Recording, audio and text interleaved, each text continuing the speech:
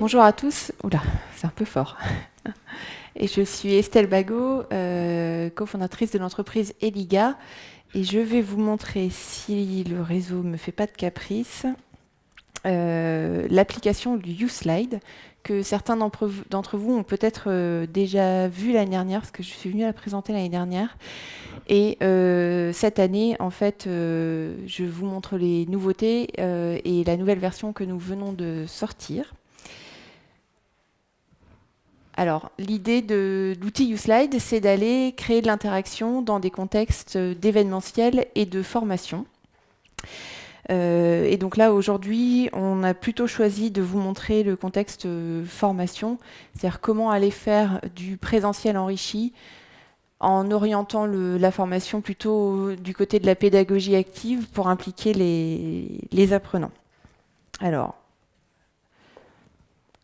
je vous ai tous demandé de vous connecter et vous êtes tous sur la connexion et du coup, elle rame un petit peu, la connexion.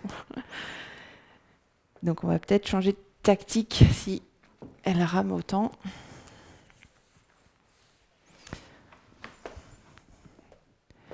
Voilà, donc l'idée avec YouSlide, c'est d'aller dans la formation, insérer des temps où on va aller solliciter le stagiaire, l'apprenant, l'étudiant, pour faire tout un tas de choses, y compris principalement de l'évaluation formative, c'est-à-dire qu'on est pendant le cours, j'ai une trentaine d'étudiants, 300 étudiants devant moi. Quels moyens j'ai à ma disposition pour vérifier qu'ils ont bien suivi ce que je leur ai raconté, que j'ai lâché personne en cours de route. Et donc l'idée avec YouSlide, c'est de proposer aux personnes qui suivent une présentation, que ce soit un cours ou une présentation d'événementiel, de pouvoir répondre à des questions, s'exprimer, donner un avis. Donc là, c'est ce que j'ai fait sur vos téléphones. Normalement, vous devriez voir cette question qui s'affiche, où je vous demande comment vous allez aujourd'hui. Et chacun d'entre vous a la possibilité de répondre à cette question. Donc je vais pas aller plus loin. Voilà, j'ai un bug d'affichage. Bon, on enchaîne. Je vous montrerai d'autres questions tout à l'heure. Et donc là, en même temps que je vous parle, je diffuse sur vos écrans le contenu que je projette ici à l'écran, sur l'écran géant. Et sur ce contenu, vous avez, vous, déjà la possibilité d'agir, c'est-à-dire que vous pouvez, à travers le menu que vous avez à droite, prendre vos notes, qui sont des notes personnelles, que vous seul pouvez voir, que vous avez sur l'application à droite dans le menu, et qui vous permettent d'annoter ce contenu. C'est-à-dire que là, je diffuse du contenu sur vos outils, sur vos téléphones, tablettes, ordinateurs. Vous ne pouvez pas consulter ce qui va venir, mais par contre, vous pouvez continuer à annoter ce que vous voyez, c'est-à-dire que vous n'avez pas besoin de retaper tout ce que je vous donne comme contenu, ce qui se passe souvent dans une séance de cours. C'est-à-dire que la plupart des élèves, qu'est-ce qu'ils font? Ils retapent exactement ce qu'il y a sur la diapo, soit sur leur cahier, soit sur leur ordinateur. Donc l'idée avec ça, c'est de présenter un contenu qui va être l'essentiel, et de pouvoir permettre aux participants d'annoter ce contenu avec leurs propres notes, de sauvegarder ce contenu et de le télécharger en PDF, ou de le reconsulter en ligne, puisque évidemment, ça, là on est sur le web, donc chez vous ce soir à la maison, depuis votre ordinateur, vous allez pouvoir retrouver cette présentation et les notes que vous avez prises dessus. Et l'idée, c'est aussi que vous puissiez interagir avec moi.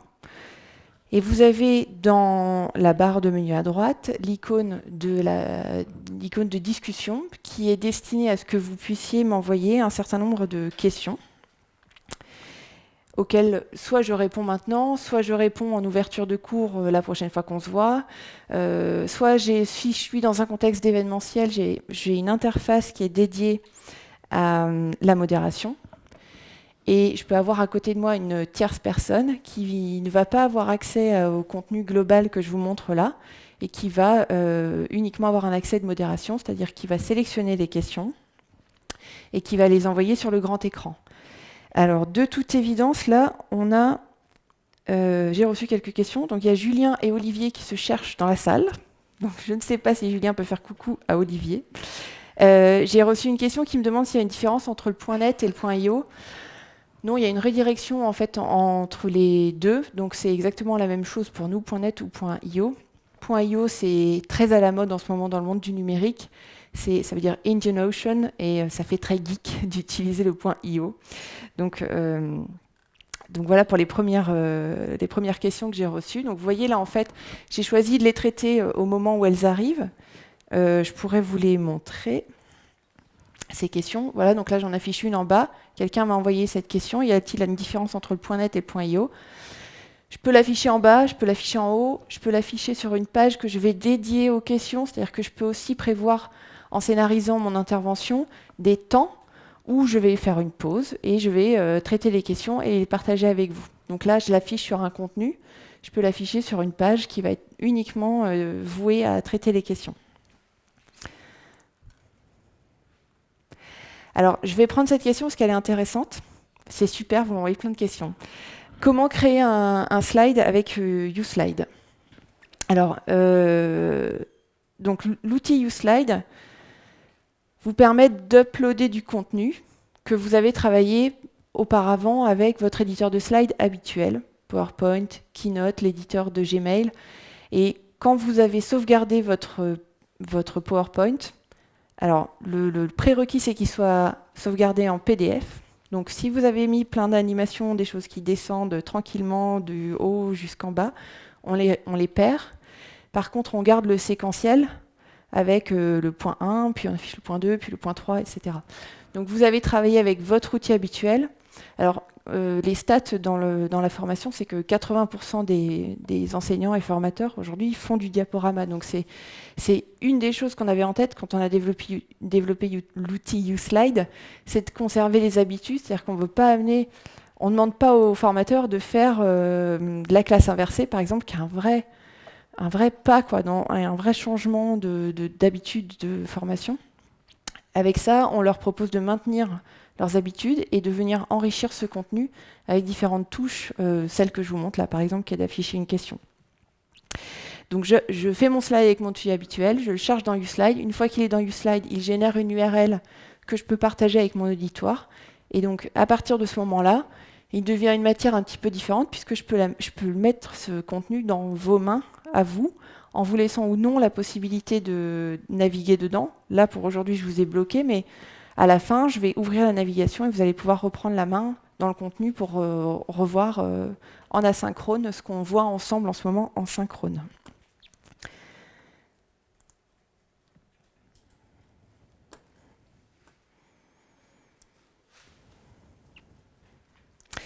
Alors, je voulais vous faire un petit point technique sur l'outil. Donc, c'est une application, mais c'est une application web, à la différence des applications qu'on appelle natives ou embarquées, qui sont des applications que vous devez télécharger sur un store d'applications. Là, dans notre développement, nous, on a fait un choix de partir direct sur de l'appli web, ce qui veut dire qu'on ne passe pas par cette étape de téléchargement. L'étape obligatoire pour accéder au contenu, c'est soit savoir taper une URL, et dans l'événementiel, quand on fait du gros événementiel, et même dans de la formation, et qu'on a les coordonnées des participants, email ou SMS, enfin numéro de téléphone mobile, on l'envoie à l'URL. Donc en fait, la seule démarche à faire, à ce moment-là, c'est de cliquer. Donc là, on est hyper confortable, ça ouvre tout seul le navigateur et vous arrivez sur le contenu que l'animateur de la formation ou de la conférence a prévu que vous voyez. Et donc au niveau technique, comme c'est du web, c'est compatible avec tous les terminaux du marché qui ont un navigateur HTML5. Donc ça exclut les vieux BlackBerry d'il y a 10 ans. Là, on n'est pas sûr que ça marche. Mais par contre, c'est compatible du coup Android, iOS, Windows Phone, qui sont souvent les grands oubliés des développements d'applications, les utilisateurs de Windows Phone. Si vous êtes parmi ceux-là, vous savez de quoi je parle. Et donc l'outil qu'on a développé, au niveau de ses caractéristiques techniques, il est web, il est multi-écran et il est temps réel. C'est-à-dire que quand je donne une impulsion, vous la recevez en temps réel sur votre écran. Et de l'autre côté, c'est vrai aussi, c'est-à-dire que Là, par exemple, vous continuez à m'envoyer des questions, donc je les vois arriver, et je pourrais les partager avec l'ensemble d'entre vous. Alors là, arrive l'étape de la vidéo. Alors attention, on s'accroche, parce que le débit Internet n'est pas méga super, donc on va faire un test quand même. Je vais vous montrer en fait un contenu d'événementiel où on est sur une soirée de remise de prix. Les gens qui viennent à ce type de soirée, c'est des soirées qui ont une mécanique qui est assez redondante, dans le sens où il y a un prix qui est remis par un jury à une personne, la personne monte sur scène, dit merci et repart. Là, l'idée, c'était qu'on amène de la nouveauté, on dit aux gens qui sont dans la salle, et sur le streaming, si l'événement est streamé, puisque comme l'appli est web, on peut aussi faire participer les gens qui sont à distance. Donc pour la formation, ça marche aussi sur du distanciel. On leur demande de voter pour le prix coup de cœur qu'ils ont sur un des projets qui leur a été montré. Donc je vais vous montrer ça. Et donc vous allez voir l'illustration de ce que je veux dire quand c'est du temps réel. Alors, il y en a parmi vous qui l'ont lancé dans la salle. J'ai oublié de bloquer la lecture sur vos terminaux, ce que j'aurais dû faire. Voilà, donc s'il vous plaît, ne lancez pas la vidéo chez vous, parce qu'on va saturer le réseau sinon. Ça marche pas. Donc voilà, c'est une soirée de remise de prix, jury de professionnels. Et au début de la soirée, l'animateur a annoncé que le public remettrait un prix coup de cœur, ce qui génère de l'écoute active, davantage en tout cas, plus active, puisque les gens savent qu'à la fin, on va leur demander leur avis. Ce qui est valable aussi dans la formation. Quand on sait qu'on va être interrogé, on a tendance à se concentrer davantage. Alors, heureusement pour moi, c'est sous-titré, donc je vous laisse lire. C'est dommage, j'avais une super musique au début. Voilà, donc là, en l'occurrence, c'est une soirée qui a été diffusée à la télé. Donc, soirée dans une salle d'événementiel, diffusée en direct par TVRN sur la chaîne et sur le site web de TVRN. Donc, les gens qui étaient devant leur télé et devant leur ordinateur pouvaient faire la même chose que les gens dans la salle. Ils pouvaient aussi poser leurs questions, ils pouvaient répondre au quiz qui va être lancé là par l'animateur, qui explique que c'est un vote dans la scénarisation qu'ils avaient prévu court, c'est-à-dire 2 minutes 30 pour voter. Il va lancer le vote. Vous allez voir, les gens vont sortir leur téléphone portable, ce que vous avez fait en arrivant. Voilà, hop, ils ont tous reçu un SMS une demi-heure avant de rentrer dans la salle. Ils lancent le vote. Et là, vous voyez les gens qui commencent à voter. Là, vous avez l'illustration de ce que c'est le multi-écran en temps réel. C'est-à-dire que sur cet écran-là, on rassemble ce que chacun d'entre vous faites individuellement sur vos écrans. Et en temps réel, on voit les votes qui s'incrémentent et le projet qui remporte le plus de voix passe en tête. Donc là, dans la scénarisation de cet événement, on avait 10-15 secondes de projection, là, histoire de faire du teasing, de montrer que ça bouge, que c'est dynamique, que ce que vous faites sur votre écran a vraiment un impact. Ensuite, interview. Bon, là, on a coupé, hein, on chante, on bloque le vote. Là, plus personne ne veut voter, et donc on a un gagnant qui, en l'occurrence, était vin d'eau. Voilà, donc dans la formation, cet impact-là du temps réel, c'est assez rigolo, parce que quand on va dans des salles de formation, que c'est 14 heures, que les gens ils ont bien mangé, au bout d'un moment, ils s'assoient comme ça sur leur chaise, ils ont les fesses qui s'avancent.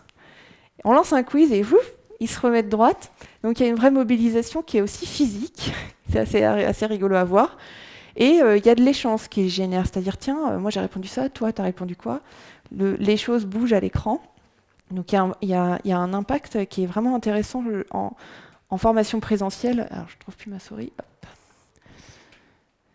Au niveau de la mobilisation des élèves. Alors, voilà, j'avais prévu une petite question pour vous. Normalement, on devrait... Voilà, là vous êtes en train de tous commencer à répondre. Donc c'est une question primordiale. Quel temps fera-t-il demain ?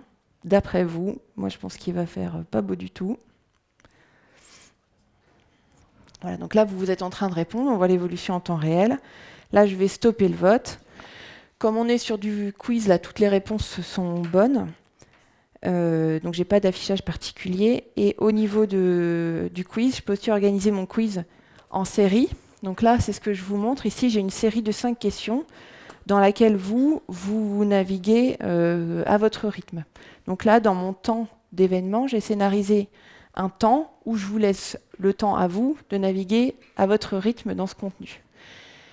Je vois là l'évolution en direct entre les bonnes et les mauvaises réponses, puisque ce questionnaire attend des bonnes et des mauvaises réponses, alors que celui d'avant, c'était un vote, il n'y avait pas de bonnes, pas de mauvaises réponses. Voilà, et vous répondez tous plutôt bien, parce que c'est moi qui fais exprès de répondre faux. Le rouge, c'est moi qui le mets, donc ça veut dire que vous m'écoutez bien, c'est bien. Voilà, donc là, si j'étais formateur, je me dirais, la première question, il faut que j'y passe un peu plus de temps. Là, je vais revenir dessus. Les 5 prochaines minutes, on revoit ce que je vous ai présenté juste avant. Et ça, en fait, c'est difficile de l'obtenir quand on est devant un groupe. Vous demandez à vos élèves, vous avez compris ? Si déjà vous avez un oui de la tête, c'est pas mal. Celui qui n'a pas compris, il ne va jamais vous dire qu'il n'a pas compris. Voilà, alors je vais dérouler, je ne sais pas combien de temps j'ai. J'ai fini déjà, ça va trop vite. Alors, 2-3 autres formats de quiz. Un format qu'on appelle la réponse libre. C'est un format, donc vous, sur vos écrans, vous voyez, vous avez un champ de saisie et vous m'écrivez un commentaire, une suggestion. Je vous dis, vous avez 10 minutes pour faire le compte-rendu de ce qu'on vient de voir. Hop, vous vous mettez à 2 en binôme et vous faites le compte-rendu. Voilà, donc moi je vois ce que vous êtes en train de... Je vais finir très vite, je promets. On peut faire de l'évaluation sur une échelle de 1 à X, qu'avez-vous pensé d'eux ? Donc je vais un petit peu accélérer. Tout à l'heure, j'avais des smileys, vous vous rappelez, pour content, pas content, voilà. Je peux faire de l'évaluation satisfait, très satisfait, pas du tout satisfait, textuelle. Là, du coup, ça devient un vote. Chaque participant coche la réponse. Je peux faire de l'évaluation, ça marche super bien, les étoiles. Toujours pour savoir si les gens sont contents ou pas contents. Voilà, en termes de format de quiz, il y en a d'autres, je ne vais pas avoir le temps de tout vous montrer. En formation, on travaille sur beaucoup quand même de présentiel, mais les clients ont tendance à aller eux-mêmes vers le distanciel puisque c'est du web. On travaille en formation initiale et en formation continue, et dans l'événementiel, et je vais devoir m'arrêter, on travaille sur tout type d'événements, du très gros congrès au séminaire d'entreprise de 30-40 personnes. Voilà, et donc je vous remercie de votre attention.